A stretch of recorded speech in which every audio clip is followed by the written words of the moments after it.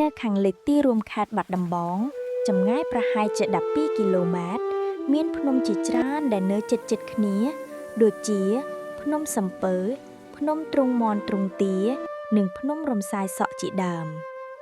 កាលនោះមានដំណើរតគ្នាមកថាមានស្ដេចមួយអង្គមានព្រះរាជបុត្រព្រះនាមរាជកុលទ្រង់បានតាំងព្រះរាជវាំងនៅលើជួរភ្នំដងរែកមាននារីម្នាក់ឈ្មោះសុវណ្ណមសានាងរើសបានពងមួយដែលមិនស្គាល់ជាពងសត្វអ្វីឡើយលុះដល់ថ្ងៃខែញាស់ស្រាប់តែចេញកូនក្រពើដ៏ទួចមួយនាងឃើញល្អអស្ចារ្យក៏ស្រឡាញ់ពេញចិត្តនិងខំចិញ្ចឹមថែរក្សាកូនក្រពើនោះរហូតដល់ធំ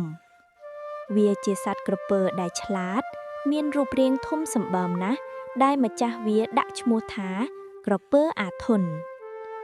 ព្រះបាទរាជកុលទ្រង់បានសពព្រះរាជហឫទ័យនឹងនាងសុវណ្ណមសាគឺជាកូនអ្នកក្រីក្រម្នាក់ដែលមានរូបឆោមស័ក្តិសមល្អឥតខ្ចោះក្រពើរបស់នាងមានមហិទ្ធិឫទ្ធិខ្លាំងពូកែណាស់វាជាសត្វក្រពើដែលក្លាហានមានប្រាជ្ញាឆ្លៀសវៃទៀតផងបន្ទាប់ពីព្រះអង្គមានទំនាក់ទំនងជាមួយនាងហើយក៏ទ្រង់មានព្រះទ័យពុំសូវល្អទៅវិញដោយទ្រង់មានព្រះតម្រិកយល់ឃើញថាមិនអាចរៀបអភិសេកជាមួយនាងបានឡើយព្រោះនាងជាកូនរាស្ត្រសាមញ្ញធម្មតាតែប៉ុណ្ណោះទ្រង់គិតច្បាស់លាស់ហើយក៏យាងទៅទូលព្រះវររាជមាតាបិតាស្ដេចទាំងពីរអង្គក៏យល់ព្រមហើយចាត់មនុស្សក្នុងរាជវាំងស៊ើបសួររកស្រីណាដែលមានពូជពង្សវង្សត្រកូលខ្ពង់ខ្ពស់ដើម្បីមករៀបអភិសេកជាមួយព្រះរាជបុត្ររបស់ព្រះអង្គក្រោយមកឮដំណឹងថានៅស្រុកច័ន្ទបុរីមានស្ដេចមួយអង្គមានព្រះរាជបុត្រីព្រះនាមនាងរំសាយសក់ដែលមានសក់ទិព្វចង់បានអ្វីអាចធ្វើបានទាំងអស់គ្រាន់តែព្រះនាងច្បួតសក់ដីគោកคล้ายជាទឹកពីទឹកคล้ายជាដីគោកបានព្រះវរមាតាបិតានៃព្រះបាទរាជកុលបញ្ហាសេនានាំព្រះរាជសារទៅថ្វាយស្ដេចក្រុងច័ន្ទបុរីដើម្បីស្ដីដណ្ដឹងព្រះរាជបុត្រីតាមប្រពៃណីស្ដេចក្រុងច័ន្ទបុរីពេលបានទទួលដំណឹងនេះហើយក៏យល់ព្រមហើយឆ្លើយតបព្រះរាជសារមកវិញថា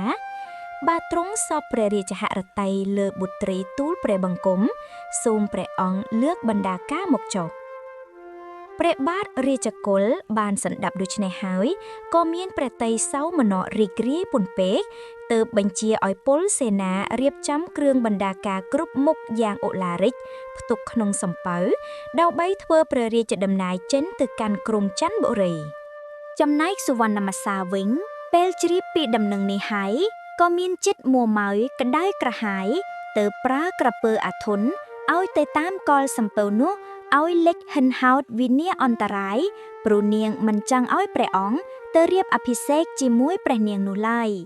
ចំណែកក្រពើអាធន់គ្រាន់តែឮម្ចាស់ប្រាវដូច្នេះបោះពួយក្នុងទឹកលឿនដូចព្រួញសំដៅទៅរកសំពៅព្រះបាទរាជកុលព្រះបាទរាជកុលទ្រង់ក្រឡេកឃើញក្រពើអាធន់ក៏មានព្រះបន្ទូលខ្លាំងថាណែអាធន់អញទេឯងកុំធ្វើអ្វីផ្ដេសផ្ដាសឲ្យសោះក្រពើអាធន់ទូលតបវិញថាស៊ីបាយអ្នកណាយកអាសាអ្នកនោះពលសេនាឃើញក្រពើធំសម្បើមយ៉ាងនេះក៏ភ័យស្រែកឆោឡោពីនសំពើខ្លះបោះត្រឡាល្ពើខ្លះបោះទ្រង់មន់ទ្រង់ទាទៅឲ្យក្រពើស៊ីដើម្បីកុំឲ្យវាមកផ្អាកដំណើររបស់ព្រះអង្គព្រះបាទរាជកុលខំបួងសួងថាសូមអស់លោកទេវតាដែលថែរក្សាទឹកដីនេះសូមជួយពួកយើងទាំងអស់គ្នាឲ្យរួចផុតពីគ្រោះថ្នាក់នេះផងដោយបុណ្យបារមីរបស់ព្រះអង្គសេចក្តីបន់ស្រន់នេះក៏រំជួលទៅដល់ព្រះឥន្ទ្រាធិរាជព្រះឥន្ទ្រាធិរាជក៏ផ្ដល់ដំណឹងនេះទៅនាងរំសាយសក់ភ្លាមហើយព្រះនាងក៏ចាប់ផ្ដើមច្បួតព្រះកេសីឲ្យទឹកសមុទ្រខះរៀងស្ងួតទៅជាដីគោកទាំងអស់ក្រពើអាធន់ក៏ជាប់ភុងស្ងួតស្រកាក្នុងដើមមូលខ្លួនប្រកិច្ចប្រកិនយ៉ាងលំបាកមុននឹងដាច់ខ្យល់ស្លាប់លុះសមុទ្រក្លាយជាដីគោកហើយព្រះបាទរិគលបញ្ជាពលសេនាជញ្ជូនរបស់របរទាំងអស់ធ្វើដំណើរទៅកាន់ក្រុងច័ន្ទបុរីដើម្បីរៀបអភិសេកជាមួយព្រះនាងរំសាយសក់ត្រង់ខ្លួនក្រពើក៏កើតជាភ្នំមួយដែលសពថ្ងៃគេហៅថាភ្នំក្រពើ កន្លែងដៃក្រពើគោះកន្ទុយនិងត្រង់ច្រមុះក្រពើក៏កើតជាបឹងពីរហៅថាបឹងកន្ទុយក្រពើនិងបឹងច្រមុះក្រពើឯសំពើ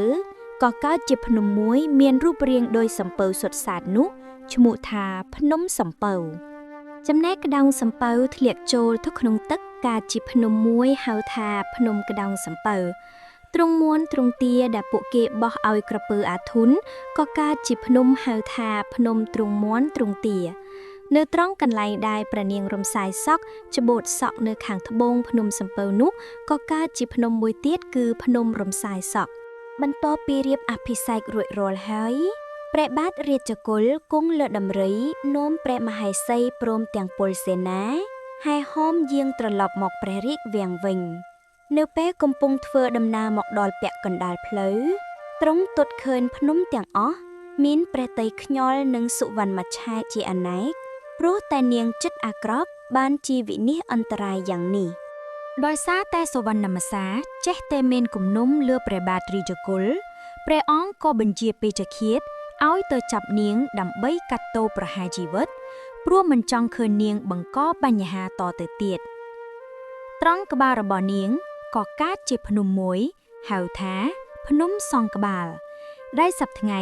คล้ายជាភ្នំសងក្បាលទៅវិញចំណែកព្រះបាទរាជកុលនិងព្រះនាងរំសាយសក់រស់នៅស្រឡាញ់គ្នាលុះអវសាននៃជីវិត